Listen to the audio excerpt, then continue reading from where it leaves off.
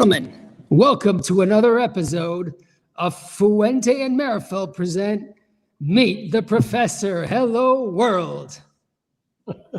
Hello. Hello, everyone. How's it going, everybody? All right, guys, you got to unmute Happy yourself Sunday. now. All good. Today is a very special day. When you're with a person that you've known for, I don't know how many years. I came in 1492, and Lester came in 1495, and then after that we kept going. But I've known Gary more or less for 22, 23 years. It was IPCPR, I think, Nashville, when I met him for the first time. And I really liked him. He's kind of okay guy, but I have a lot of respect for him, and he's an amazing friend. So welcome to the show, Gary. Thank you, Jose. Thank you, everybody. Big honor to be here. Wait, do I have to wear a mask now? Or no? Come on, take it away. We are not 6 feet. We're more like 6 countries away. I love that intro music. Can we just keep playing that? That was jamming. Isn't it fun? I do too. I think it's great. Oh, look, a Stickman Chronicles are in the house. All right. Hi, Stickman. Good to have you on the show. So let's start off with Gary. You know, it's funny. I was talking with Gary the other day. We always try to review, talk a little bit about him. So we try to get the facts straight where everybody's born. So out of a huge surprise for me, I found out that Gary wasn't even born in the United States. So where were you really born, Gary? Geneva, Switzerland, actually. Yeah. Wow. Oh, so you're perfect because we actually we that's our little line that we draw, so we can tell dirty jokes because we are broadcasted from Switzerland. Broadcasted from Switzerland, so you can say whatever the hell you want on the show. Safe zone. So Gary, you grew up in Virginia, and Pesh, your father, God rest his soul. I met him many, many times. An amazing person, and I think, if I'm not mistaken, I think Pesh spoke fluently 6 or 7 languages. Yeah, 7 languages. Exactly. 7. I remember that because I was talking with Spanish with him one day, a little bit of the 3 words I know in French, and he went off, and an amazing person.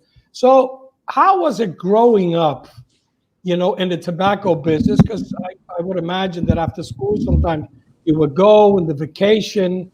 So how was it growing up at that time? And those were hard times. It wasn't like now, the sales were there, and it was different times. It's hard now too. It's just a different hard, right? But back then, it was completely different business. It was a pipe business, really. It was pipes and tobacco, and cigars were just a small little counter space in most retailer shops. So we didn't really have a whole selection of cigars. There weren't that much to choose from. That was the 70s, and I remember working, I guess I was in high school at the time, and I'd come in after school and work some evening shifts. And a funny story. I wanted Friday nights off because I wanted to go to high school football games, and my dad wanted me to work on Fridays and Saturdays, for the weekend. So I said, well, listen, I want to take Fridays off. And I came in the next week and I wasn't on the schedule, and talked to the manager at the store at the time. I said, hey, I'm not on the schedule. Am I fired or what? And he goes, well, can't work when you want to. When we want you to, guess you can't work. I went, okay. So I trugged on down to Dave Berkebile's shop, Georgetown Tobacco. Him and my dad were very good friends. In fact, Dave was the one that got my dad started in the business in '71. So I went down to Dave's shop and applied for a job. And late, I didn't know this, but Dave calls my dad and says, hey, what's going on with your son? And they have this conversation, and, well, he's going to take company secrets. And finally they said, there's really no secrets to this business. So they agreed that, okay, well, I guess he can work for you, Dave, but how much are you going to pay him? Dave said some number, and he said, you keep him, Dave.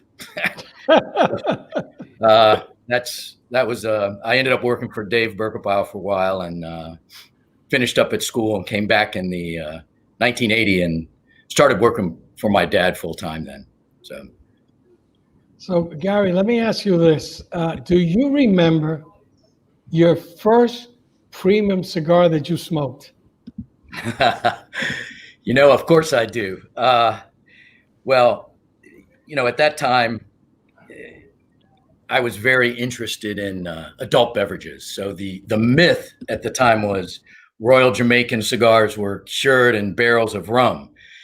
And I said, well, gosh, I got to try that cigar. So that was the first cigar I smoked. And it wasn't anything like drinking rum. So, but after that point, smoking cigars were something that, wow, this is enjoyable, right? This is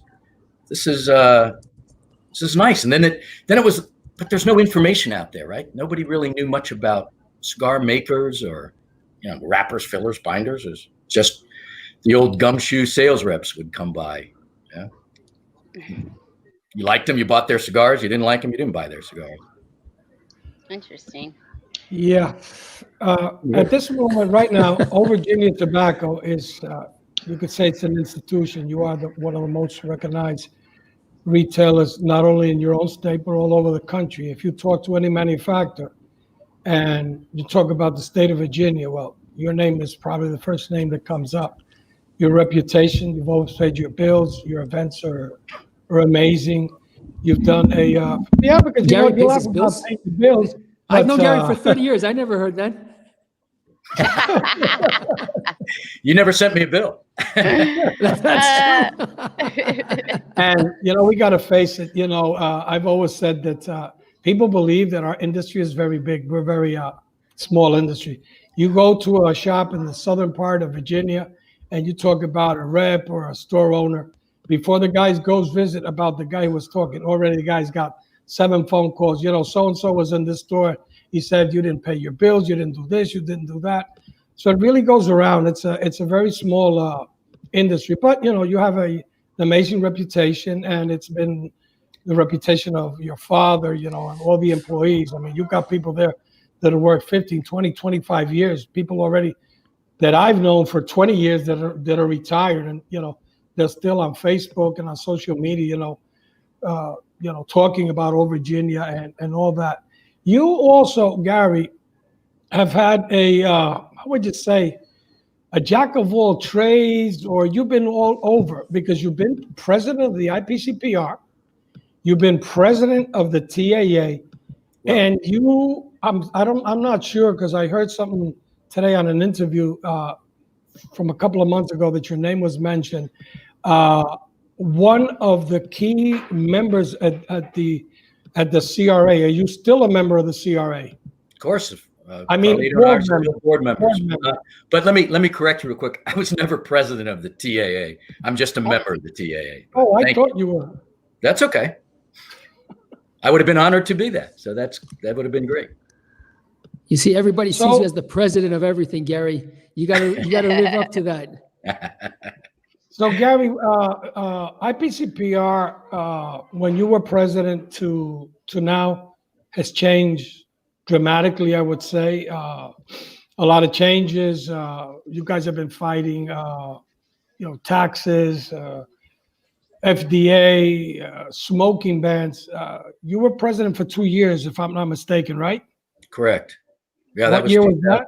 2009. We started with that S chip issue, and really galvanized the industry. We realized then that if we didn't get into politics, as they say up here, because I live outside of Washington D.C., if you're not at the table, you're on the menu. So we learned that we needed to be at the table talking about cigars and bringing retailers and manufacturers into DC to tell the story of a premium cigar, which is, it's a story of families and tradition and passion. Manufacturers, generational manufacturers, generational tobacconists. This is an industry that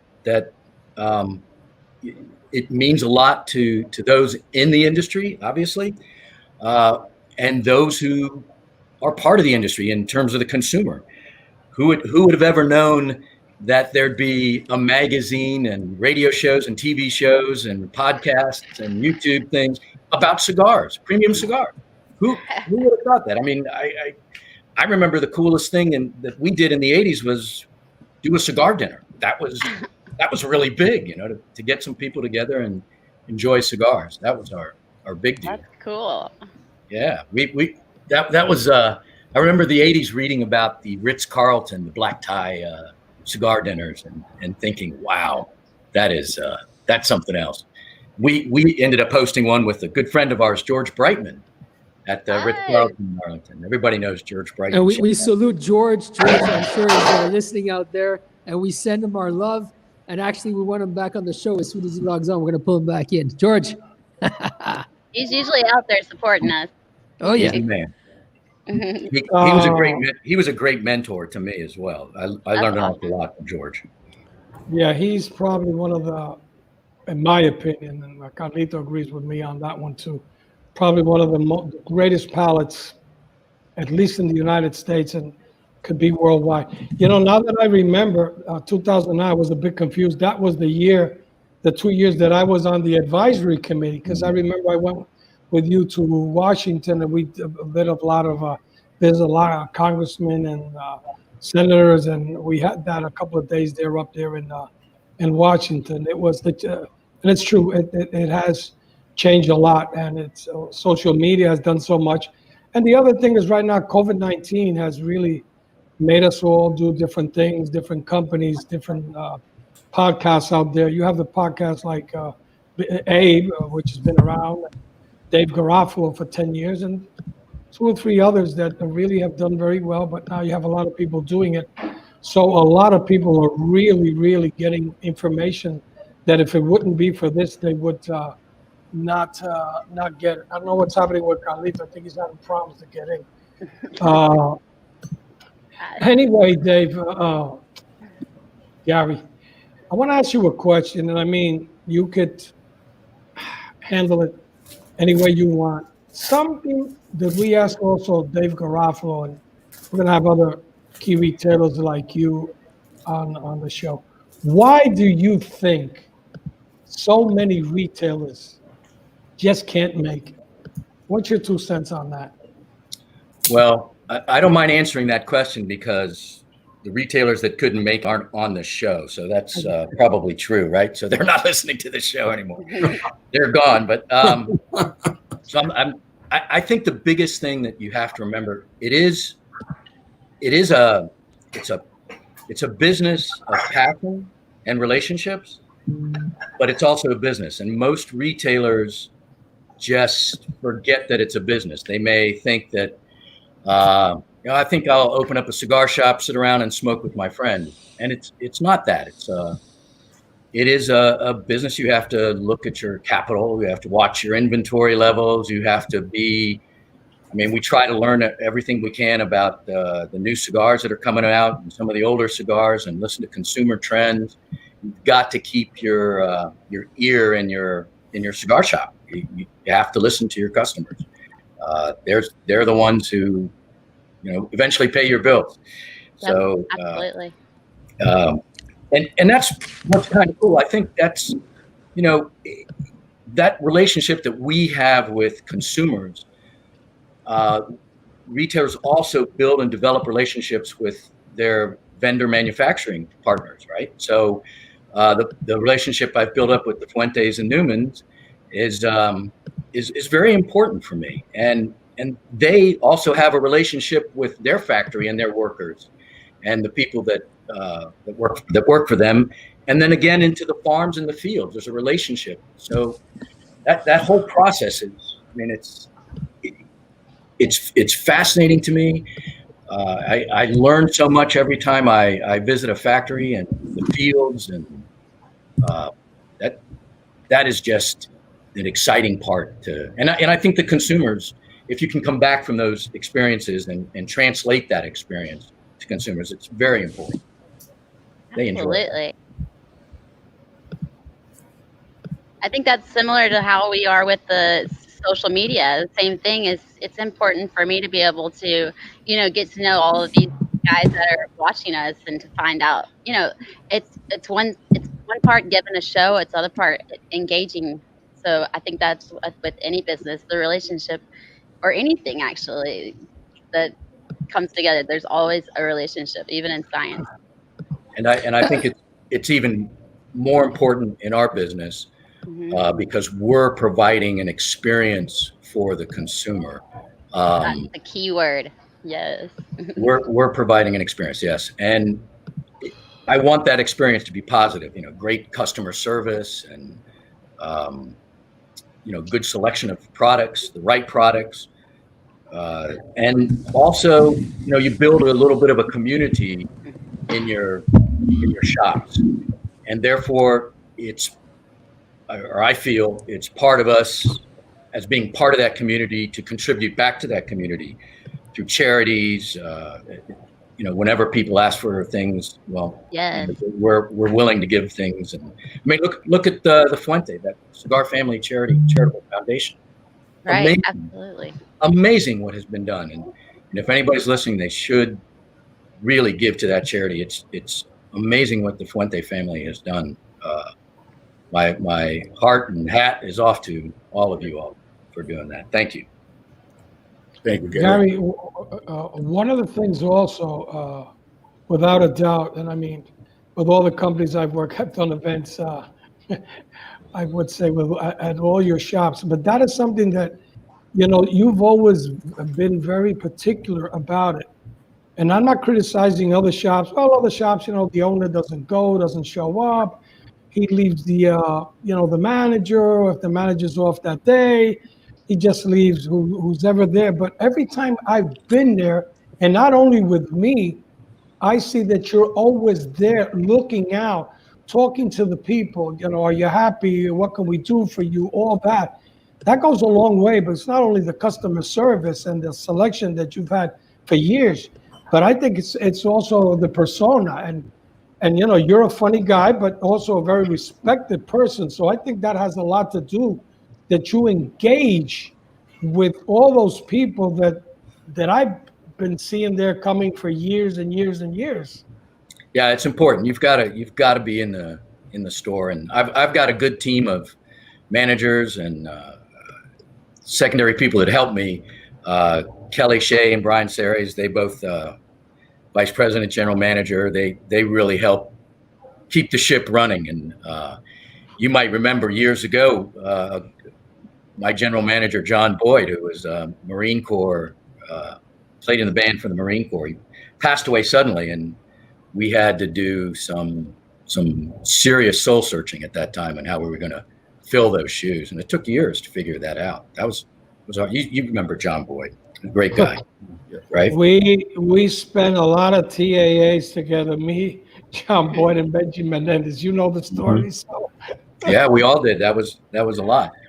I mean, yeah, I was talking about the passion, and Jeremiah, that was something that you guys do with when I had an opportunity to sit with you and listen about what goes on in Cameroon and how crazy it is and the struggles that you have just to get tobacco out of there. I mean, the dirt roads, the rainforest, crazy, and just fascinating to hear some of those stories.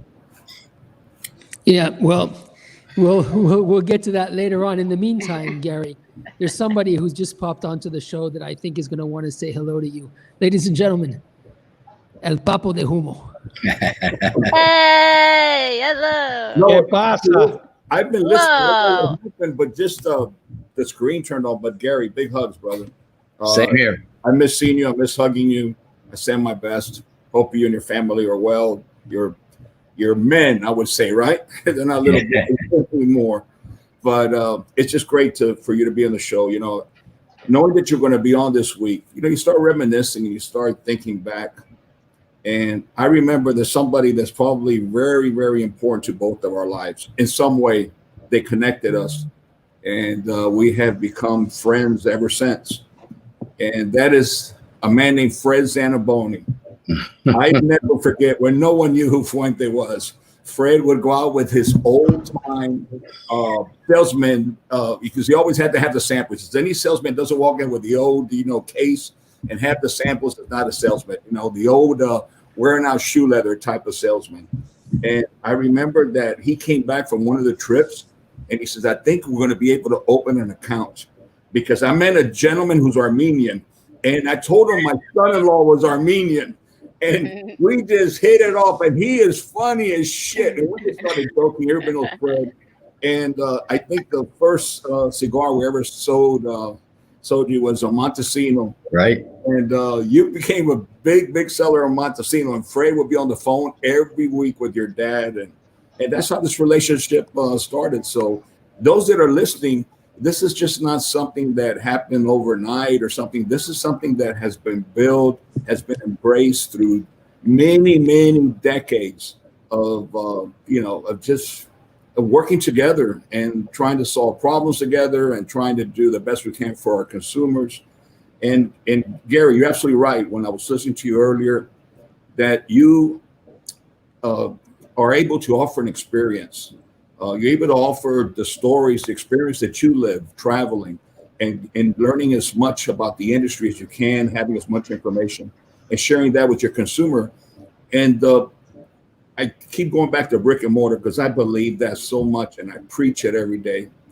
It is so important to our community of the world of cigars because it's the only place where you could go that you start becoming part of a community, that you're part of this world of people who love to lead, who love life, who love each other. And you build this relationship that goes back like to Fred Zanaboni and your dad. And this is something that builds friendships for decades. And that you cannot achieve or accomplish through the internet. That is something that has to be humanized. And that's what the brick and mortar offers, which is unique. And we must protect the brick and mortar families for all their hard work and everything and the position and what they contribute to this great industry. That's I send you a big hug. I love you. It's good to see you. And you know what? Neither of us are getting any older. we look exactly the same. Yeah. Hey, you remember those trade shows when it was Carlito, you and I were the young bucks running around. There was no one. I think there was no one of our generation in the industry at that time. It just didn't happen. People went off to other industries. They went into the computer industry, real estate industry. If the writing was on the wall, basically it's what we were told by all the so-called experts. But we had a passion. We had a love for our parents. I think that has a lot to do with it. We saw their hard work and everything. And you start out because you want to help them and be there and for them to feel proud of you and you could contribute. Before you know it, it gets in your blood, my brother. And you know that because it's in your blood and you've demonstrated it for so many years. And Thank you. I know that I don't want to, it's the show belongs to the professor and I don't want to get a pink slip on Monday, but Oh my I have to say, goodness. I've said on previous shows that the contribution that you give, I mean, it's proven. You travel on your own. If it was monthly, it's monthly. I'm not talking about all the times you're in Washington and everything. That's daily and everything you do and every email and checking all the data on the information, all the finances and doing everything behind the desk. But personally, from the beginning, you fly down to Florida for board meetings monthly, every other month to get together and hear a bunch of old men, trying to figure a way to, to survive. And you do this on your dime, and you've done it, and you contributed from the beginning. And this is something, this proves what a great man you are and how committed you are to the industry and what you've given to all of us. And for that, I thank you. And I want the whole, I want the world to know that what you've done for so many of us, because they may not know you if they don't live in Virginia, the Washington area, they're not in the cigar business. But Mr. Gary Pesh is one of the giants in the cigar industry. And if you don't know him, you should get to know him. And hopefully this show would help to reach out and give him the accolades that he so much deserves. Well, I got to get out of the door here today. Easy, Carly. Easy. Well, listen, it's not just, this isn't just one person that does all of this. There's all the board members that are on CRA that work so hard and dedicate for nothing, right? It's about saving our industry. And also there's the guys behind the scenes that work for the CRA. Mike Copperman, Glenn Loop, Paul Danino, Dennis Potter. These are guys who work tirelessly to protect our rights to enjoy a premium cigar. And it's under attack. And we just won a big battle in the courts. After years, one of our goals was to try to get a definition of a premium cigar, and we just had a judge give us a definition of what a handmade premium cigar is, and that is phenomenal for our industry that's happened, and that's from the tireless efforts of those guys I mentioned behind the scene, and they never give up. And I just want to add to that, Gary, because I believe that history should be documented, if not someone would change it. But you and I, along with our colleagues, and we know who they are, the 6 or 7 that were there at the beginning, we were told many times it would be impossible. Right. Impossible, not possible. I mean, these are, I'm going to go further and say the big boys, okay? The big boys, the ones that, they not only they walk in the tall grass, they piss in the tall grass. And they don't the big boys told us to our face that we were just spinning wheels and we're wasting our money, that we would never achieve the goals which have been achieved, that it would be impossible to separate ourselves from all the other tobacco products. As a matter of fact, some companies were putting on warning labels before there was a judgment and everything. We're in the middle of the lawsuit and we're spending a fortune to try to protect the industry and the legacy and the history and the art of the industry. Yet some companies went ahead, which affected us in front of the judge. And they said it was impossible. So again, if you believe in something, you just got to fight. It doesn't matter, whether you win or lose as much. Of course, everybody wants to win, but to know that you could go to sleep at night that you gave it your best shot. And CRA and PCA has definitely done that. Yeah, and it's a never-ending battle. You don't just win once, and it's Washington and the bureaucracy up here is a grind. It is a grind. You don't get to throw the long bomb. Football season. Sorry, got to go with that. Throw the long bomb and make that pass, and you get a touchdown. It's a grind it out. It's like baseball. Every 166 games, or every game, you grind it out and grind it out. You get a little bit better, and you find out just a little bit more, and you start checking boxes on who you should talk to and how to make sure you've talked to this congressman or that congressman or this agency. And you have to give them the respect that they deserve. It's not always about pay to play in Washington. There's little guys like us, like our industry, that have worked tirelessly, hard and passionately, and that's resonated with a lot of our representatives out there.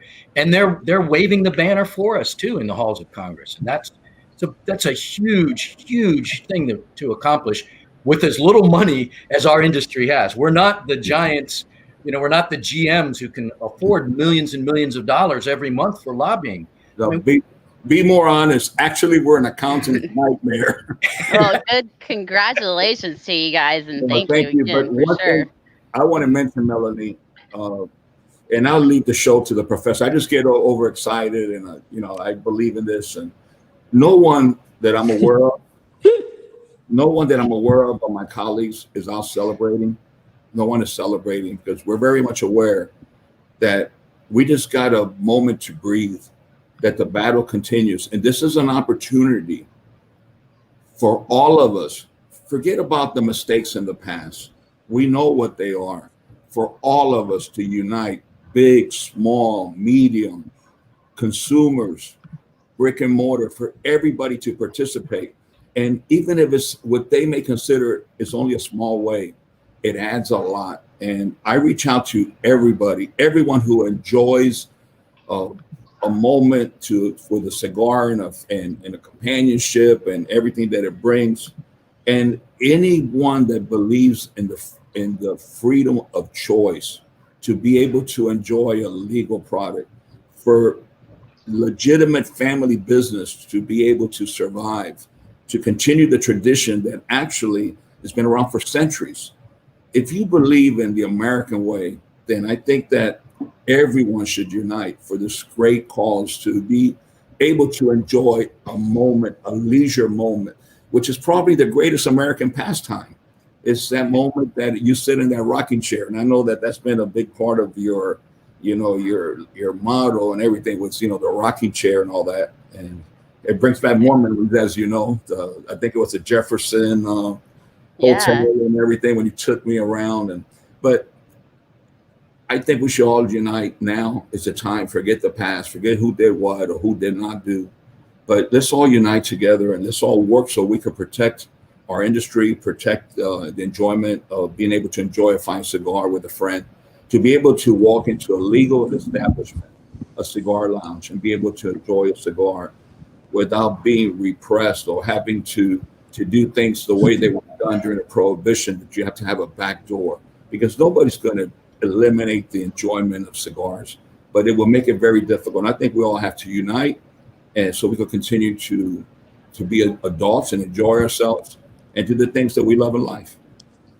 It's very important. And one of the things that I've noticed, especially during what's going on in our time, is that the cigar shop has become a place for people to safely socialize. And that's what people are really missing from a lot of this. And the fact, or the opportunity that we're able to create that environment for people to relax and enjoy themselves for a few moments with a cigar, that's humbling. I've had customers come to me and say, we're so glad that you're open and we're doing all the safe things that you should, wearing masks and keeping the places clean and practicing social distancing.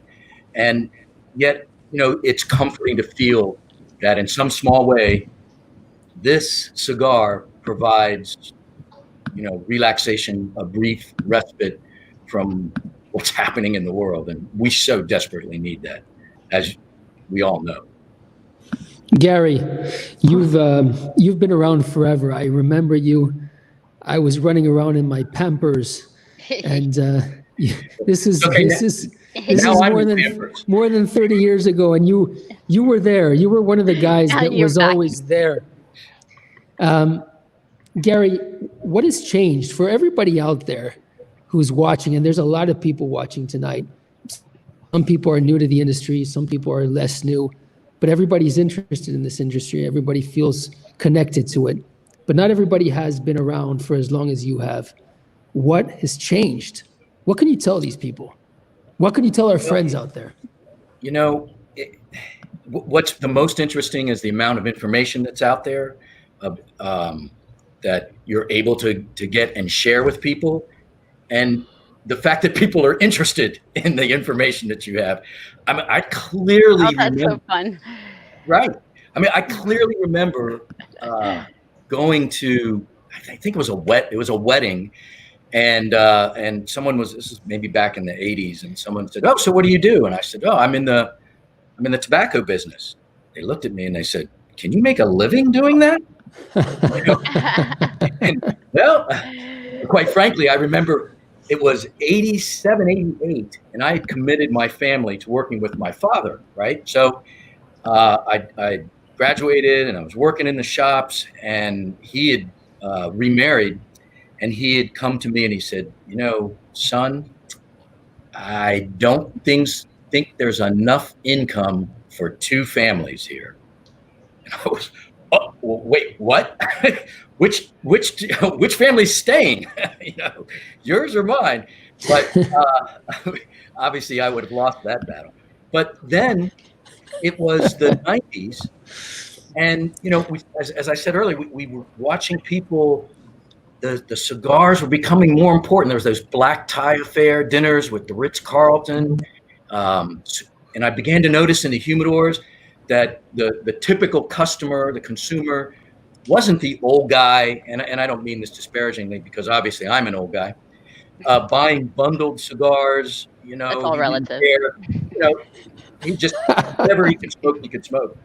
And then slowly there were guys coming in and they were saying, "Hey, what is this Fuente cigar about? What is this thing?" And so slowly built. And then when the boom hit, it was wow. Like all of a sudden I'd go to a wedding and people would say, "So, well, what business you're in?" I didn't say tobacco anymore. I said, "I'm in the cigar business." They said, "Hey, really? Can you get me some Fuente Opus X?" I was like, "What?" All of a sudden we were rock stars, right? And So cool. we owe it was an amazing experience. We owe an awful lot of that to Marvin Shanken and Cigar Aficionado for turbocharging that. He did an awful lot to this industry. I mean, none of us thought there was anything to even talk about, write about, right? Who knew there was anything interesting about making cigars? But there is, obviously. So, and then our business went, gosh, I remember in one day, we did as much business in a week before the boom. So our business went 7 times growth. I mean, it was like insanity, and it was the best of times and it was the worst of times because at that time, we wanted any cigar we could get to sell because everybody wanted to have a cigar and they wanted to try a cigar. It wasn't like everybody was jumping in and, dedicated cigar smokers. It was almost fashionable to smoke cigars. So people were smoking a cigar a month or something, right? But we had a large number of people across the country being able to do that, across the world. So it was the bad part of that was the rush of people trying to make cigars. And there was a bunch of ne'er-do-wells who came in, carpetbaggers, as we say here in Virginia. Chupacabra in the industry. Right.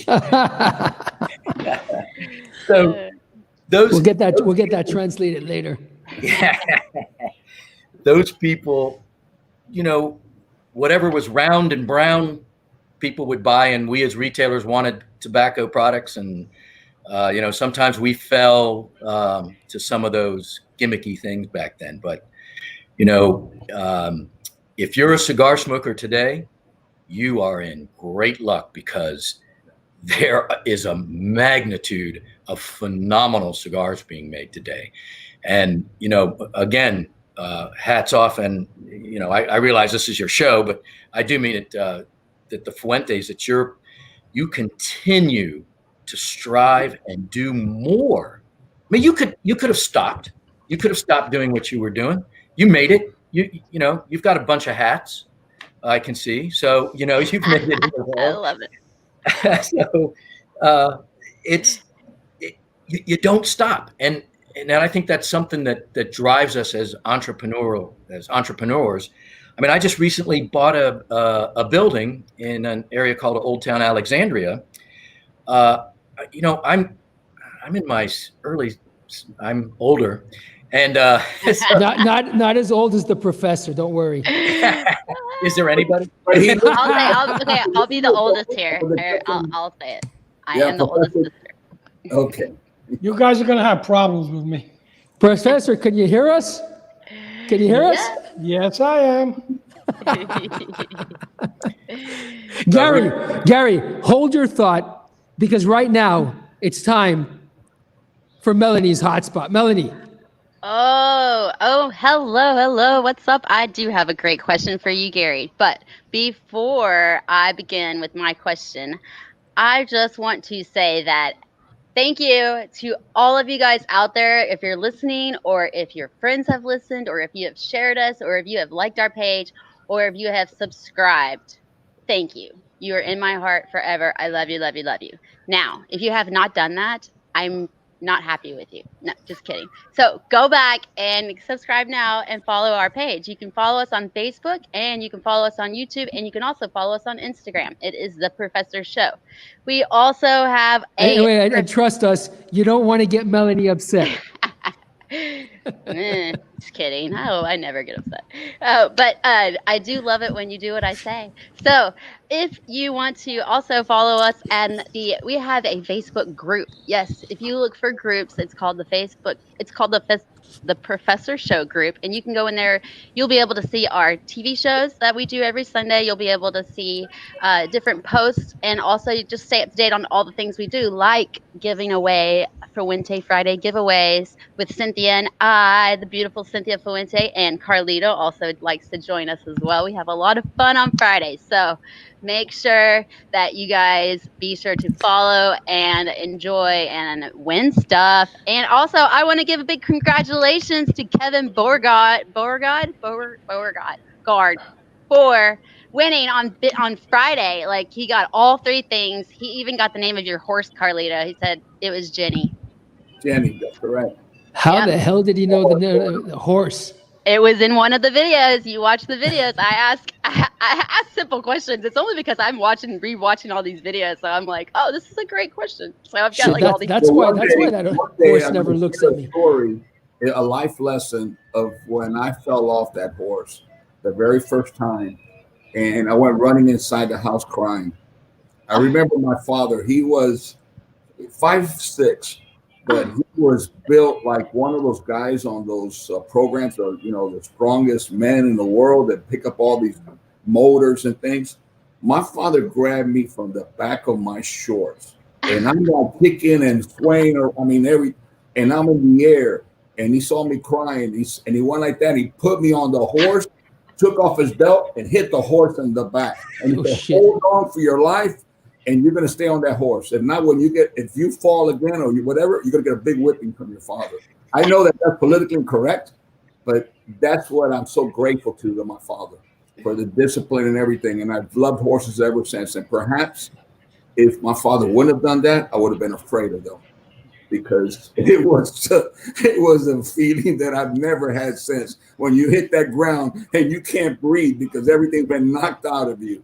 So I was just a little toddler, maybe not a toddler, maybe I was 6. I don't want to admit how old I was, because why should I be crying like a little cry baby? But I went running the house crying for grandma and grandpa to cuddle me, and it didn't work. Aww. Well, that's a story. Jenny.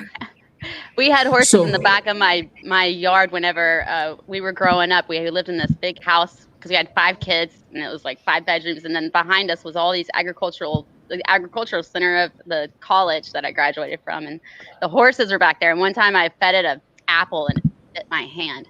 That was not fun.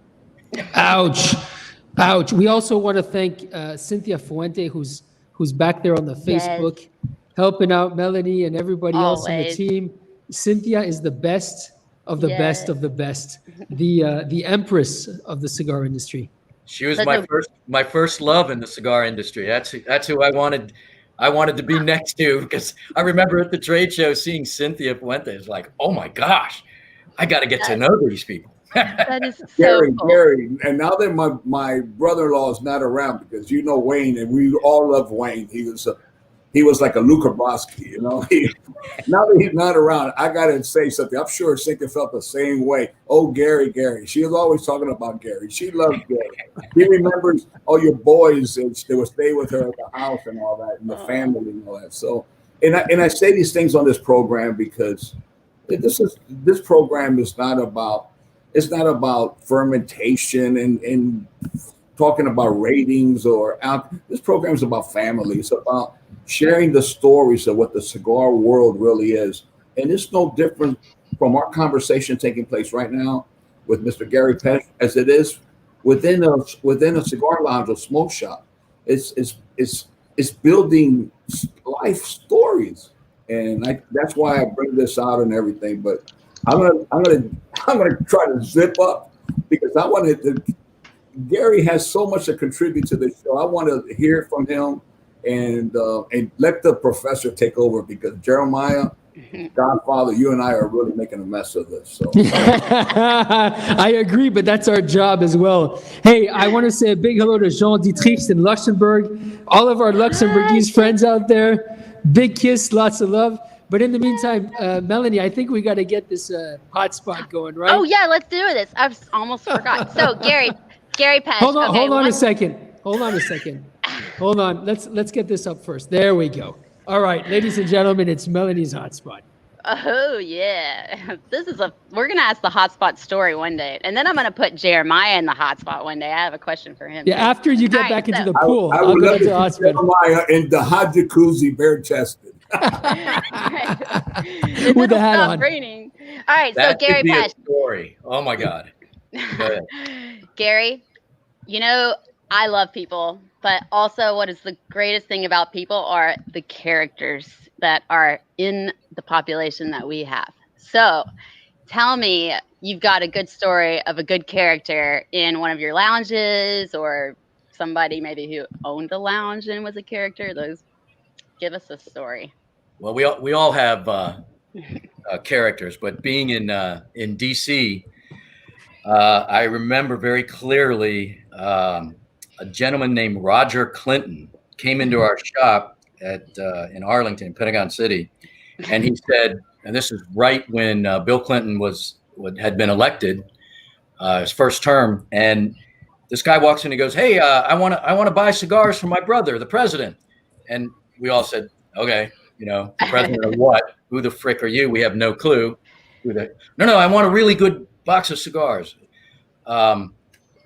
Okay, well, sure. And so anyway, he ends up writing a check, and I looked at the check and I said, "Roger Clinton, your brother, the president? Holy cow! That's the brother of the president right here." And so he ended up. He wrote a check, which I cashed, by the way. So make sure That's great. You were one of the lucky ones.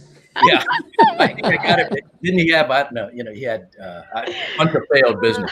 But that was Jeremiah, Papa, don't say things like that. That was great. He was one of the big characters that came in the shop.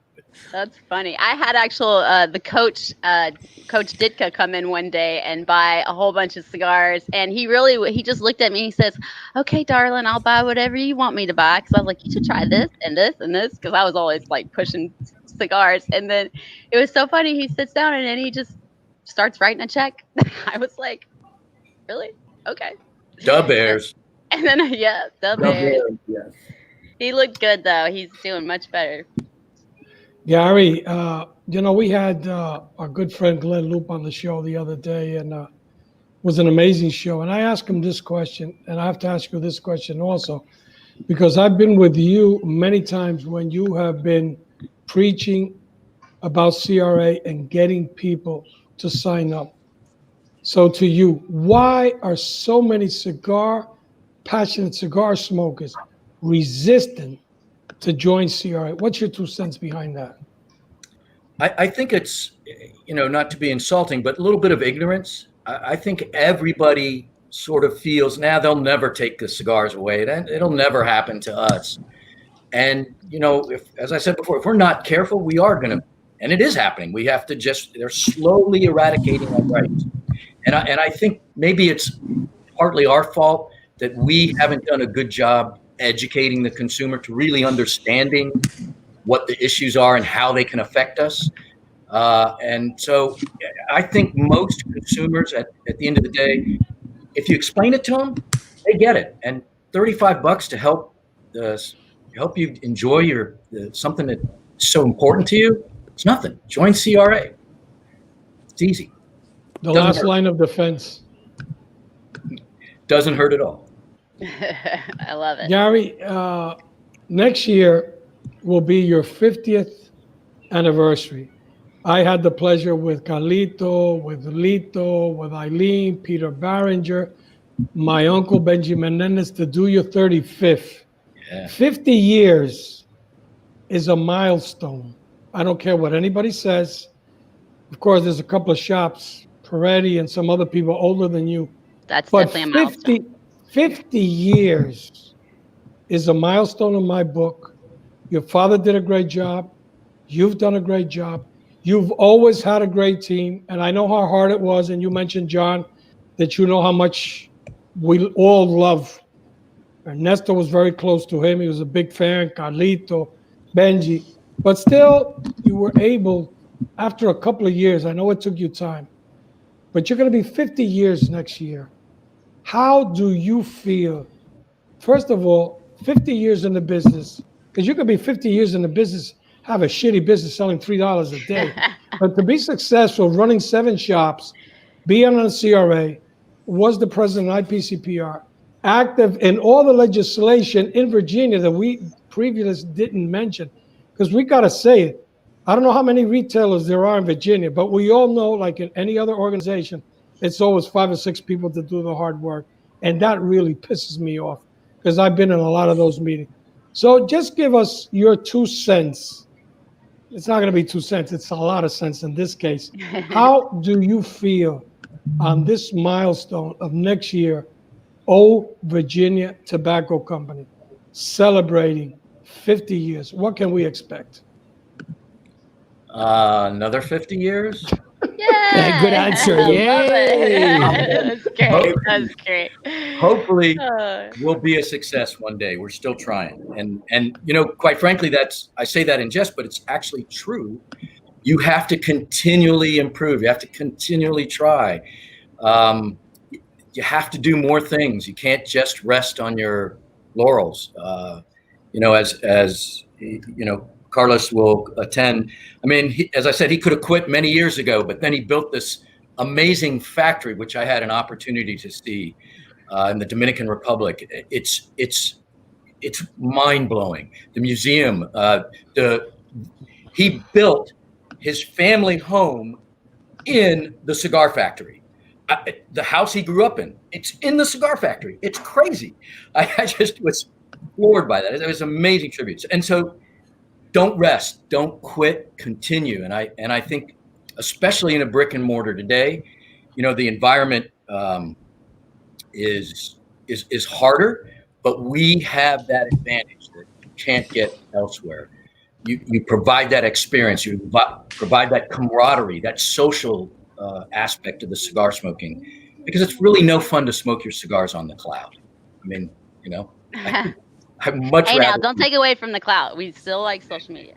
It's not as fun. So it's much more fun. It's a different experience for sure, definitely. It is. Thank you. Gary, I'm still learning. I'm still learning of this experience. It's kind of new for me and it's scary still, but it's okay. Thank you, Melody. You're always helping me. Gary, this is one that you could take the 5th on. We've asked other people. When you've been in the business for 50 years, you've seen the good, the bad, the ugly, the boom.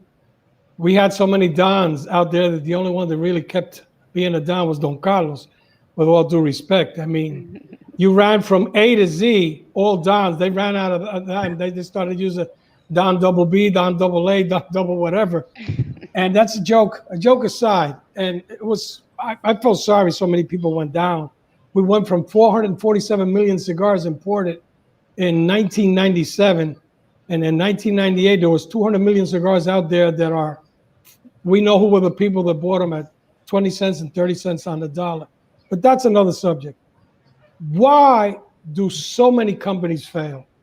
What do you see when you bring in a brand? I know how you are, you evaluate brands and all that, but why do so many companies fail? Is it the product? Is it the sales team? Is it the marketing?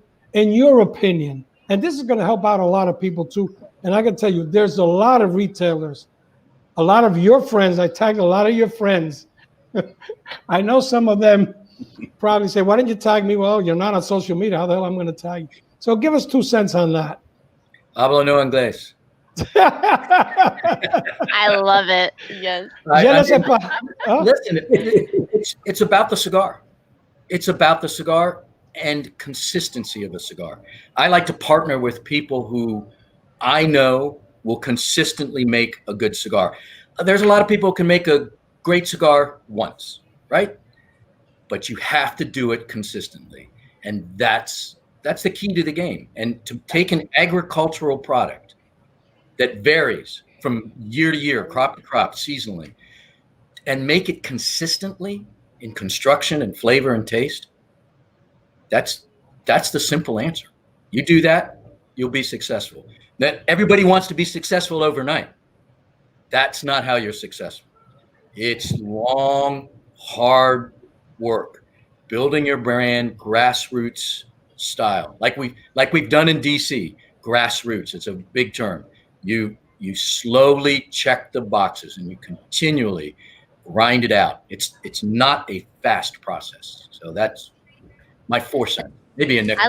I like what you did point out though, is that, you guys you're farmers and you're dealing with a variable that has multitudes of changes or, variables that could just make the conclusion completely different product. So I think that is definitely hats off to all of you guys. By the way, Carlito, I've been dying to say that everybody loves your hats. You look fabulous today. I thought you would be wearing a red bikini inside the pool, so I wanted to Still impress you. raining. You sent over a tropical storm, I think. Gary, you touched We have to the, record that show in a better time of the year. Hey, Florida, they much rather would have seen Melanie than listen to me for an hour. Trust me. No, not at all. But I tell you, nobody wants to fly into Florida in the afternoon this time of the year, anywhere in South Florida, because lightning, storms, it's just the way of life. It's like a swamp in here. That's why I got my hat on, my Fuente shirt on today.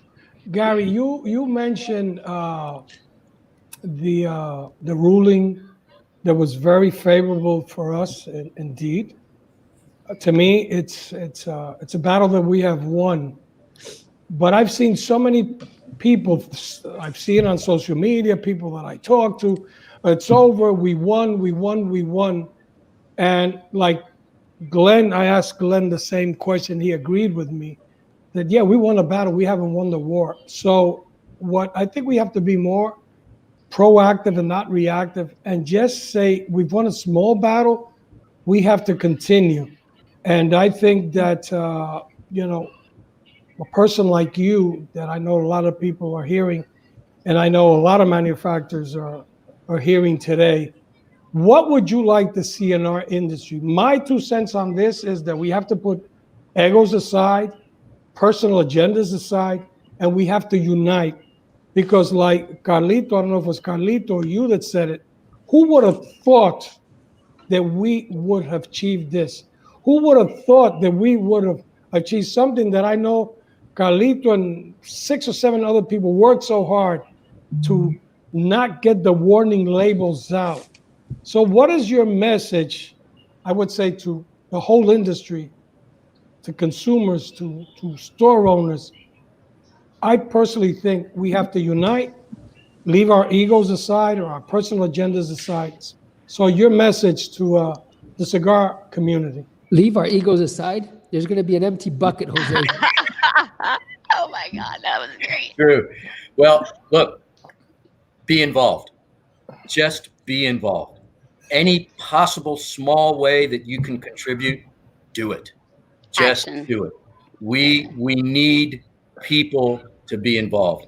If you can't give time, money never hurts. But if you can give time, give the time. And for us retailers, get involved in the states, because at the state level, those guys become federal people. So get to know your representative. It's not hard. They're willing to talk to you. So be involved. Thank you, Gary, Absolutely. that's a great answer. Melanie has a question for you. Melanie, you want to shoot? Oh, so Gary, recently I had, experienced a company that had been vandalized and theft, and they were a retailer, for cigar people. So I'm wondering how, as a, successful retailer, first of all, have you ever dealt with any theft, and how do you think a retailer could, carry on after a big theft like that? and not Well, have any product, I guess. I think the biggest thing to do is just sleep in your shop with a shotgun. That usually helps. But theft is to me, that's one of the worst insults. It just takes away from my deep heart and soul that people steal. And we've dealt with theft forever. It happens in our industry. I just hope it happens minimally. I don't know. People think maybe they have a right to the product. I can't explain theft, but I mean, it happens. Of all the people who should not be stealing, I've seen retailers at trade shows sometimes do it. And do you think it's most domestic or just random thieving that happens mostly? It's I think it's random, but my dad told me, he said, a thief doesn't stop at $1. If he gets $1, he's going to try to get 2. He's going to try to get 5. You may not catch him at the 1 or 2, but you'll catch him. Yeah. So true.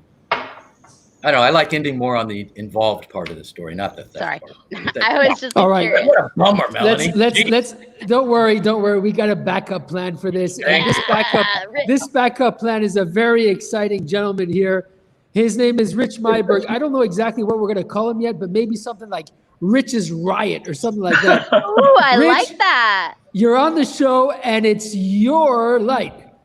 Well, thank you very much. And as usual, before I tell my little story for the week, a couple of quick things. Carlito, many years ago, we were with the whole group down at CFC. Hold on a second, Rich. What are all those hats behind you? Those Carlito's hats? There's just a few of mine. I have. Because we're talking about theft here. There's something suspicious. No. It was a new design trend. Back when I was a kid in Philly, there was a gentleman by the name of. Where did your hats go, Carlito? There they are, back there. And there's more in another room. Believe me, there's plenty of hats. There's no better place that I would. We're gonna have to do a who wore it better. So, Carlito, every week you mention Fred Zanamboni, and many years ago at a CFC, we were all at a ball game in Tampa, and Brenda and I were sitting there, and Fred and his wife were sitting behind us. And after about 3 or 4 innings, he leaned over and said, "I got to ask you a question." I said, "What's the question?" "We have a bet going as to how long you guys have been married." I said, "Well, I guess it's 30 some odd years." He goes, "I told you they're not newlyweds," because we were holding hands as usual. And he was like saying, "See, I knew they weren't newlyweds. He just likes that girl." So that was my Fred story.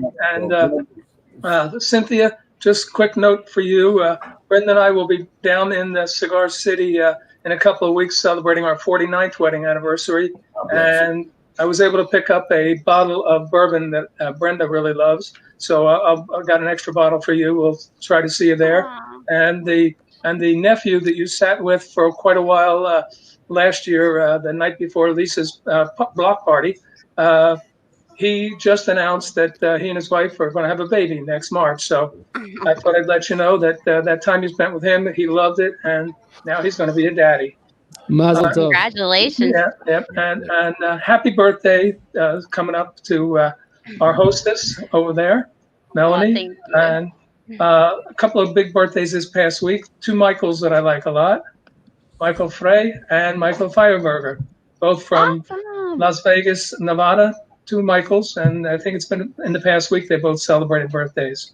The best mojitos in the world. Yeah, and Jeremiah, I understand you're in the Middle East this week, and if you can give my personal thanks to the governments of Bahrain and the UAE, not being political, but helping bring peace to the Middle East, those 2 countries or groups have done an amazing thing. So thank them for me personally, and absolutely everybody else.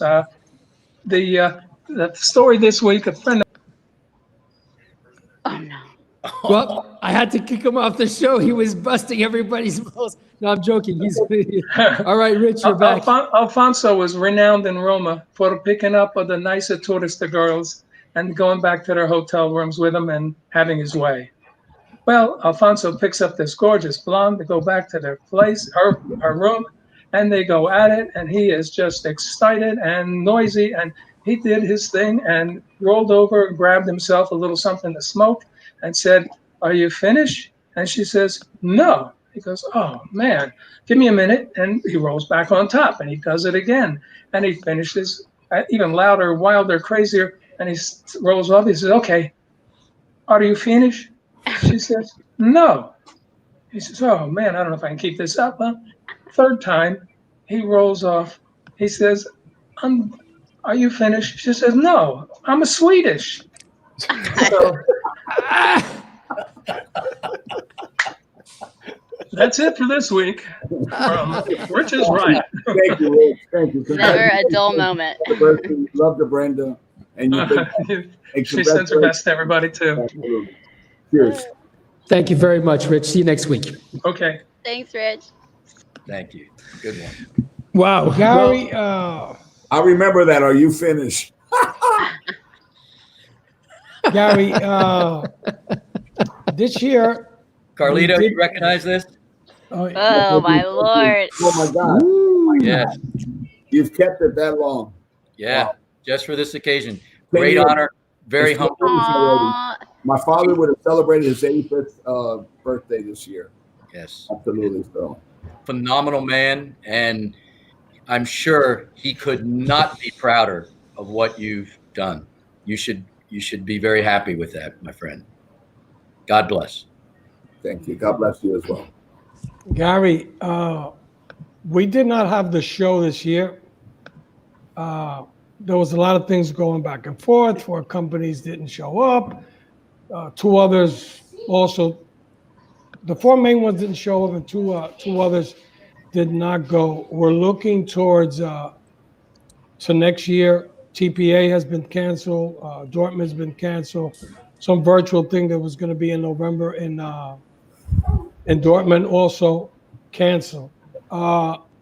What's your thoughts on PCA for next year, taking in consideration that we hope there's going to be a vaccine and everything goes to normal? Do you think next year, even though those 4 companies might not be back, how do you see the progress or the thoughts of PCA for next year? What's going to be different? What do you think that should be done to get the retailers involved again, to really get excited and go to the show? Wow.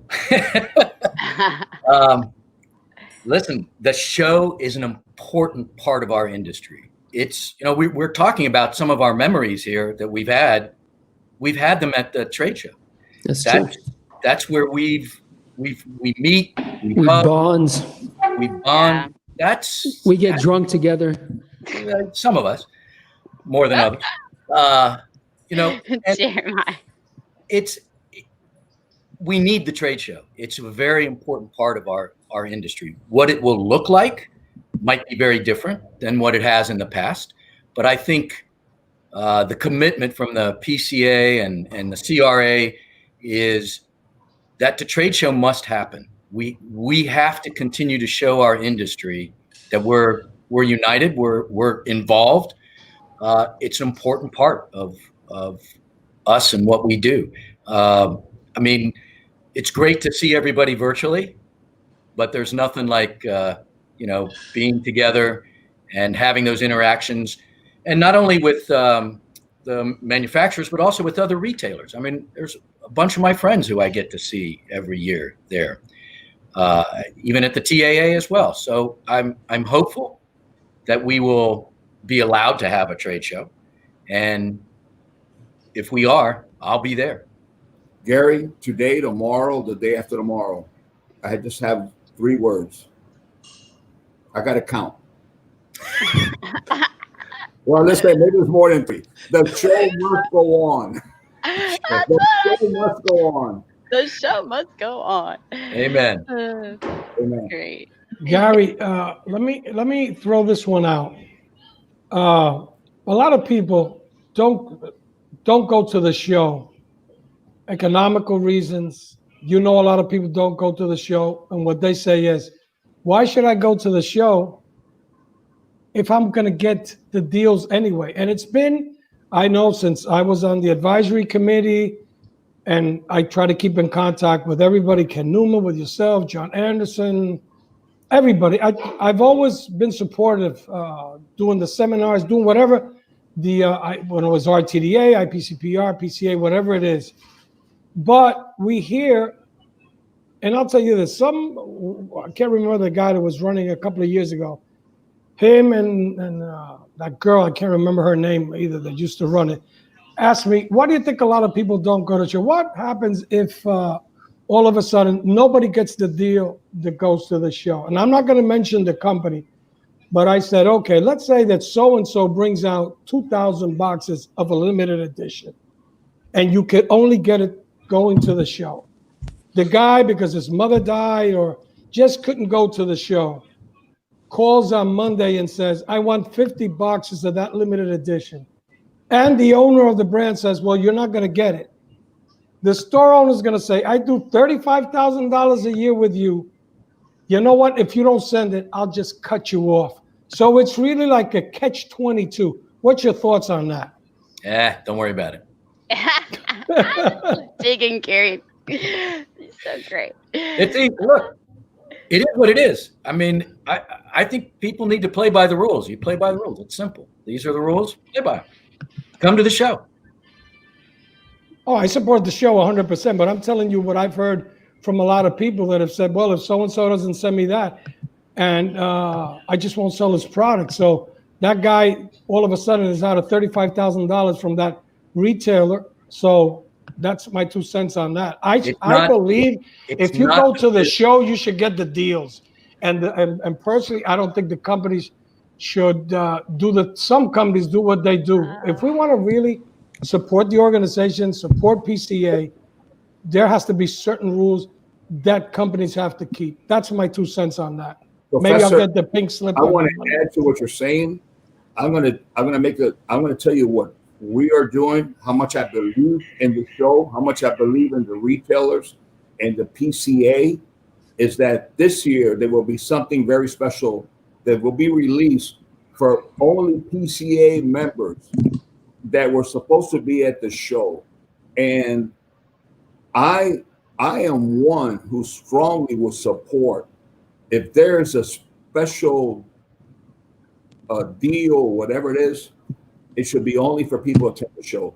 Unless the manufacturers unite, those who are interested in the survival of the show and to really build it, we must all be honest with each other and support the PCA. And those deals should only be available. And if your company is not strong enough that you cannot abide by the rules, then you should not be involved with this at the PCA or not. But I'm telling you, the Fuente family will abide by the rules. And if there's any one of my team listening to this, you better not make a mistake, because that comes from the top down. We will abide by the rules. I believe in that. And that's the only way that we're going to build the PCA what it should be. It should be an organization where we contribute to one another and strengthen our industry, where we're able to share our strength, our weakness, and come up with solutions. And the only way we're going to do that is people attend the PCA. And the only way to achieve that is that those deals are only available at the PCA. Carlito, I'm going to add. I agree 100%. Let me add a little bit to that. If the only reason you go to the show as a retailer is to get the deals, you're not a good retailer. All right? This is about the industry. The trade show's about the industry. Going there, sharing ideas. It's more than just the deals. We've changed it into something that's about the deals, apparently. But people come, retailers come, so that they can come and meet the rock stars of our industry, right? And have an opportunity to take a picture with Carlito or Jorge Padron, or Rocky Patel, Alan Rubens, the Newmans, all the people that Pete Johnsons of the world, Lito Gomez's. I mean, the rock stars of our industry. That's why we go. That's one of the reasons we go. I don't go to get the deals. That's not why I go. I want to be there and interact with the people in my industry. I love this industry. I'm passionate about it, and I want to be there and support it. It's that simple. Now is more important than ever that we all unite, that we come together to make the PCA what it deserves to be, to give it the prestige, the honor, the respect, and that we all become one. And we all come for one cause. We come and enjoy ourselves. We hug, we love, we get to meet family, we interact, and we come out happy and with solutions. And that's what I look forward to. That's what I dream for. You know, it's here in Virginia, we're very big on history. Tobacco played a huge role in the founding of our country, and especially in Virginia. It's the founding fathers. That's why we have the United States. Although I can't credit him as a good Virginian, he was from Philadelphia, but Ben Franklin said, "Surely we must all hang together, or we will definitely all hang separately." I love it. That's True. great. You know, Gary, it's when I used to travel and somebody would open a store, they would say, well, you know, what brands should I bring in or this or that? I said, look, before we talk about brands, are you already a member of the organization? And they would say, well, why should I join? Really? I said, I think you should join because you could talk with fellow retailers. Like you mentioned, you could meet the, whether it's a big celebrity or a small celebrity, but you have to mingle and get to know people. Companies have to see you, the owner, the VP, your rep. But more than anything else, you have to support the organization, because without the organization, without the money that the organization raises to lobbyists, there will not be a tobacco industry as thriving as it is and as strong as it is right now.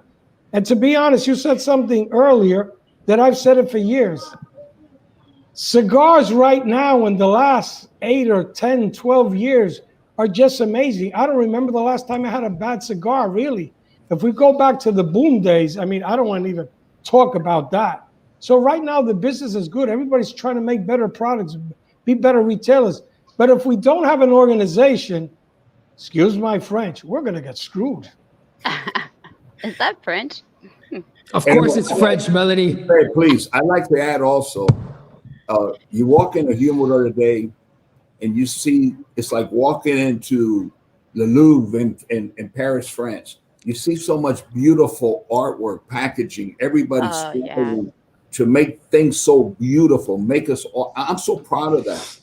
And especially the boutique area. Exactly. And CRA should receive some kind of recognition for fighting so hard against warning labels, because it was an injustice that was going to be applied to the world of cigars, to the art, to the history. It would have been destructive to the premium cigar world. I've never walked into an event with a box of curly heads under my arm. I'll take a Destino Siglo, I'll take an Opus X, I'll take something else, or Don Carlos, Hemingway, whatever it is. But it would have been so destructive to be able to have to cover half of my grandfather's face, the history, the origin, all the information on that. But it just doesn't make sense. It doesn't make sense. It was unfair. And thank God we had a reasonable judge, a judge who against being politically correct and against all the pressure from these big lobbies, ruled what was the right thing to do, because he had the right information that was paid for by CRA, PCA, the information, the data of what premium cigars truly are. And that gave him the tools to be able to make a fair and honest judgment. So Gary, thank you. That's phenomenal. Thank you. Yes, absolutely. Thank you. Gary, we have a problem. We're out of time and we can continue for hours and hours and hours. So I'm going to ask everybody to wrap up the show slowly. Jose, Professor, shoot. Well, like I said before, I've known Gary for about 22 years. I met his father in many occasions. Gary has always been, doesn't matter the company I've been with, has always supported me. One thing that I posted a couple of weeks ago, and Carlito likes that photo, Throwback Thursday, the 35th anniversary. And shout out to Andy Scharfman, was Andy who took the picture. And there's a lot of photos with me and Benji and Carlito and Jorge. So, you know, I've done a lot of events, but that is an event till the day I die, I will remember, because I was like not in age, but I was like the newcomer there. And I was so respected, Carlito, Jorge, Uncle Benji, Lito, everybody there. I felt great. But more than anything else, Gary, what you have done for the industry, 50 years in the business, the hours, the sacrifice, the money that you have invested just protecting our industry, and also very important, always paying your bills. That's very important. Apparently, it's to be seen. Yeah, well, Always pay that's your bills. something that we all talk about. But to me, it's been an honor, a pleasure. I was very happy when I called you up and you said, absolutely yes. You said you were honored today. And I said, no, Gary, we're honored to have you because we go way back. You've done so much. And I think a lot of people today that are from all over the country listening, when they go to Virginia, they might say, let me stop by Old Virginia Tobacco and see what this Gary Pesh is all about. So it was a pleasure having you on the show, brother. You take care. Thank you very much. My honor, my privilege. It's wonderful to be with so many other people passionate in the industry. It keeps me going. And Professor, I remember that night, and I think it was so beautiful of this industry. You mentioned some of the great manufacturers, our colleagues. We all went together to Morton's. I never forget the private room, and we're all one family. We laughed, we share stories, we talk about our families, our children, and everything. We're all one family. Gary, I love you. Thank you for all you do for the industry. I wish you another 50 years, my friend. You contribute so much. You've been so good. And I want to tell the world, you know, Gary talks about, you know, going to a PCA or a convention and gathering and the rock stars. To me, Gary Pesh, along with other retailers, are the rock stars. And every time I see them, it's almost like I'm going to go to see the principal. Even though I love them, I know them for forever, but it's still like if I'm walking to the principal, the dean of school, to see if they're going to scold me or whatever, because our respect and our admiration for each and every one of them, how we depend on them to continue to survive. We depend on each and every brick and mortar. And the support that we receive, the friendship, we all, you know, it's what sparks that drive in me, that fear, which is something that I mention often, that fear that I just got to keep doing more so I could give back to those that have given back so much to me. And I thank you from the bottom of my heart. I wish you and your family all the blessings. Thank you for accepting this invitation.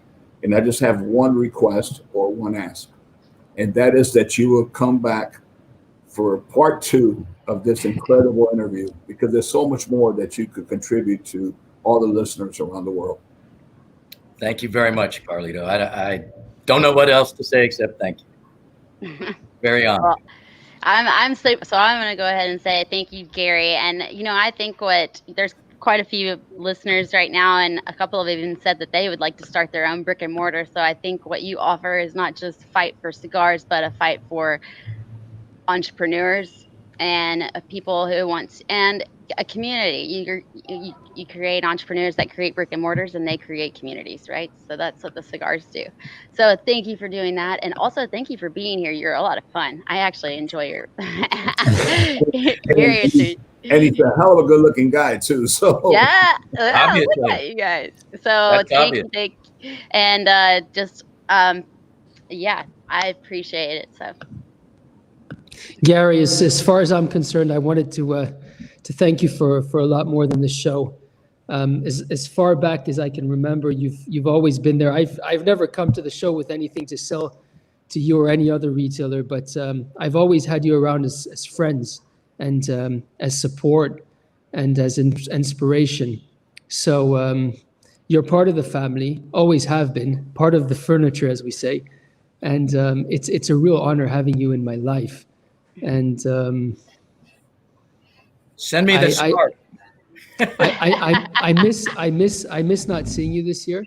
I think it's a terrible, terrible thing. I hope that all of this will blow over very quickly with a minimum pain, and that we'll all be together very, very soon to be able to hug each other and share good moments and continue this life in this wonderful industry, which is, as Carlito says, which is about people and which brings everybody together. So, Gary, until next time, thank you very, very much, and be well, my friends. Thank you, gentlemen. Thank you, Melanie. Yes. Ladies and Thank you to gentlemen, all the listeners. this was another episode of Fuente and Marifel present Meet the Professor. But before we say goodbyes, I would like everybody out there to raise your glasses, raise your cups, raise whatever you have next to you, and particularly raise your cigars in wishing Miss Melanie Cisco a happy, happy birthday. It's Melanie's birthday tomorrow, and I think we can... Tuesday, actually. Well, Tuesday, whatever. It's I'll in the next celebrate every 40 day. hours.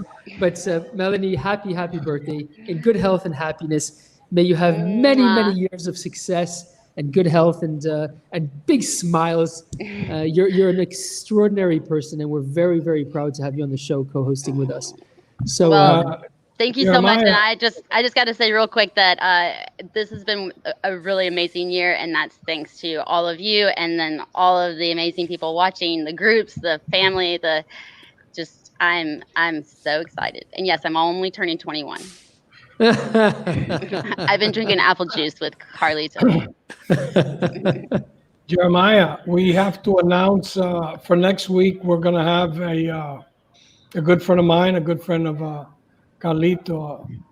He's, I would say he's one of the most talented guys out there. We're going to have the one and only Mr. Pete Johnson, Tattoo Pete, next week. So that's going to be an exciting show. Pete has been a great innovator, big supporter of the CRA, and we're going to have a tremendous time with Pete. So tune in next Sunday. We'll have a great time with Pete.